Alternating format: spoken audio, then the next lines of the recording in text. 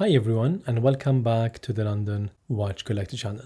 So guys, as you can see from the title and as I promised you in last week's review, 51 watches in 6 years. And I don't want to make this too long, I don't want to make it too boring, so I'm gonna rush through all the watches I bought. I'm gonna give you a time frame, how much I paid for it, etc. So my first ever Rolex I ever bought was back in 2015. It was the Datejust 2 Azzurro Blue in Roman numerals, the reference 116334. And you never forget your first. I remember everything. I know I said I'm gonna make this short, but I believe it's important to shed some light on the first Rolex I ever bought. It was in Selfridges. It was between 3 and 5 in the evening. And the salesman was called Mikey. He used to work at Selfridges back then, and I saw him, believe it or not, last year in the AP Sloane Street. I told him when I saw him, I was like, you sold me my first Rolex. I was taking my AP skeleton for adjustment and I saw him there, and it was just a nice memory. But anyway guys, so I paid for the £6,100. It was my first ever Rolex. I was blown away by its beauty, and apologies for the bad quality. I filmed this in 2015, believe it or not, and the quality back then was probably 720 compared to the 4K content you get now. The Azzurro Blue is different from the normal blue. It's special in its own way, and I actually miss this watch. Moving on to the next one, the Omega Seamaster Planet Ocean GMT. This was retailing just off £5,000, but back then I found a stickered brand new for 3,800. I bought it online and I was happy with the price. Unlike Omega now, you'll hardly get any discount, let alone 20 to 30% off the retail price. As I said guys, I'll try not to cover so much detail about the watch, just because I'll be covering that in the watch collection and I've done the reviews for this watches. My next purchase, it was the Hulk. Believe it or not, it was on display and I saw it the first day and I came back in a week, pulled the trigger. I paid what was equivalent to around £6,000 for it. This is one of my first watch winders, which I've actually given away. Lucas, if you're watching this, you're probably smiling. I hope you're still using it.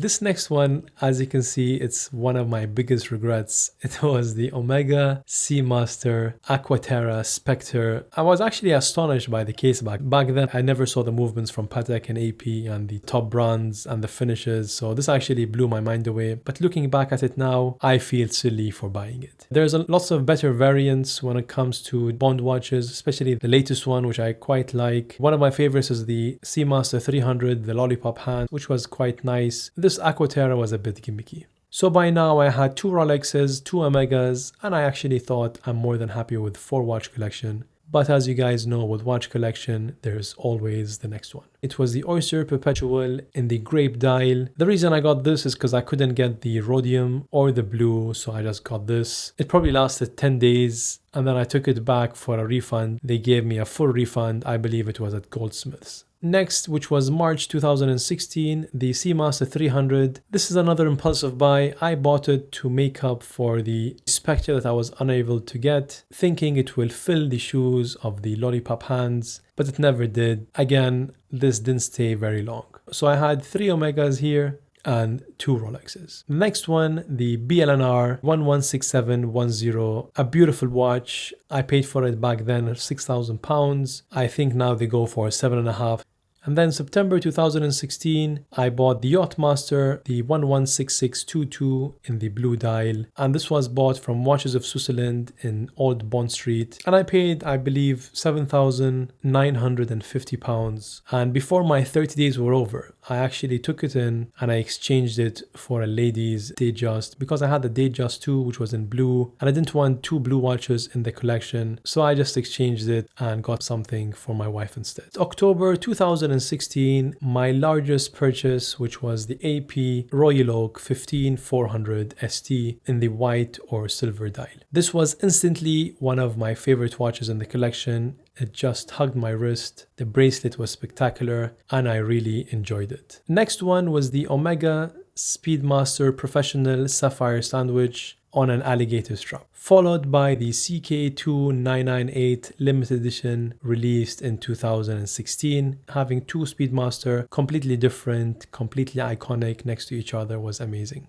Then April 17, I bought the SKX009 Pepsi bezel, followed by the James Cameron, the 11660. And then July 17, I bought this purely for investment because it got discontinued and I found one for £10,000 and I kept it stickered and never wore it, believe it or not, the 116600. And then August 17, when they released the Speedy Tuesday one, I didn't like it on the leather straps. I put it on the 2015 Silver Snoopy Award strap, which I thought the combination was brilliant. And then October 17, I got the Sky Dweller, the 326934. This just blew my mind. I love the Sky Dweller, the blue it has, the annual calendar, the complication, just amazing. And then November 2017, it was an unforgettable month when I got the call. So I actually had to travel to pick it up. It was my holy grail. I waited a year and 3 months for it. The Rolex Daytona 116500LN, absolute beauty, one of my favorite in the collection. It is just spectacular. So this was the collection back then. This was roughly end of 2017. 5 Rolex, 2 Omegas, 1 AP, and a Seiko. January 2018, unforgettable year. My holy grail again, the Patek Philippe Nautilus 5712. The best part is next month I got another holy grail, which was the AP Jumbo 15202. In March 2018, I did the watch collection video. 1 Patek, 1 AP, 5 Rolex, 2 Omegas, and the Seiko SKX. And then I got the 126600, the 50th anniversary Sea Dweller. And then August 2018, the 126710 BLRO, the Pepsi on Jubilee, which I adore. And even though they introduced the Oyster bracelet back in 2021, I actually love it on the Jubilee now. September 2018, another SKX, the 007 this time. I got rid of the 009. I didn't want a Seiko that looked like the Rolex Pepsi, so I wanted a black bezel instead. Then October 2018, the Casio GMW B5000 in the chrome version. And then November 18, another beautiful, amazing watch added to the collection, the Patek Philippe Aquanaut Travel Time, the 5164A. December 2018, a no-date sub. I bought this to put it on an Everest strap, which I wore for like 6 months straight without interchanging it with any other watch. And then January 2019, an impulsive buy, the Ultraman or the Speedy Tuesday 2. This was gimmicky. After like a week of ownership, I felt like I felt with the James Bond, the Aquaterra. February 19, I got rid of the Sapphire Sandwich and I got the Hazelite version because I believe that the Hazelite is more of the moon watch and I didn't like the milky cloudy ring around the sapphire crystal. April 19, I got the L.W.C James Cameron, the new one, the 12660.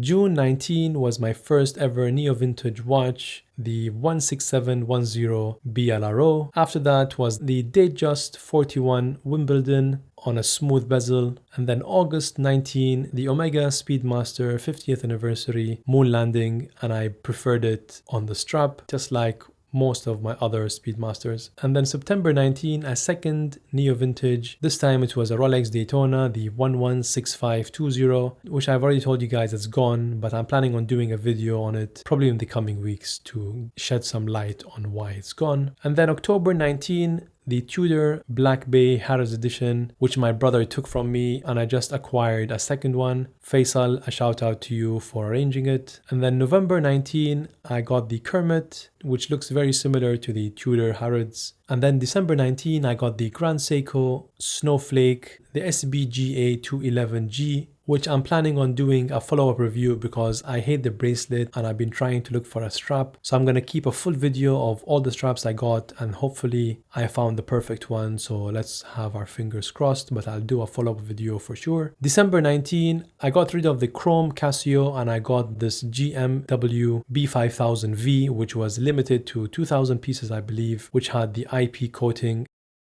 And that's the collection video I've done in January. And a couple of weeks after I've done this watch collection video, I picked up the holiest of holy grails, the AP Skeleton 15407 ST. I didn't show it on the channel until 6 months later. If you've watched the review, you already know why, so I'm not gonna bore you again in this video. It still gives me goosebumps every time I see it, believe it or not. And then June 2020, after the first lockdown was over, I bought the Explorer 1. I still remember the date. I was so happy just to leave the house, let alone buy a watch. A couple of weeks after that, I got the Black Bay 58, the blue dial, along with the P01.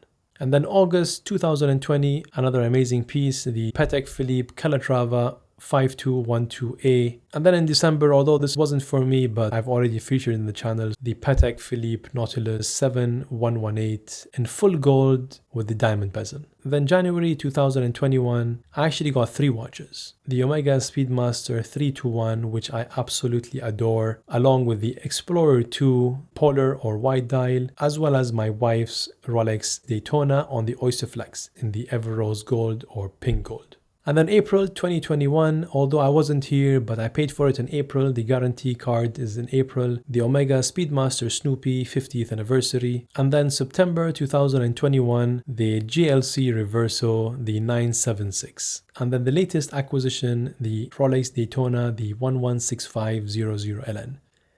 So guys, if you actually kept track and you've been counting, which I'd be really impressed if you did so, you would have actually counted 49 watches. And this title says 51. And the reason for that is there are 2 more watches that I've already purchased, but I haven't yet unboxed them, so I didn't want to ruin the surprise. But I'll be doing that in the coming weeks. And out of the 51 watches that I bought, only 21 remain. So let me know in the comments below, what do you expect to stay? What do you think is gone? And to make it fun, if anyone gets 18 out of the 21 correct, I'll actually meet them in person and I'll take them out for a nice lunch or dinner and talk watches. That's all for this week.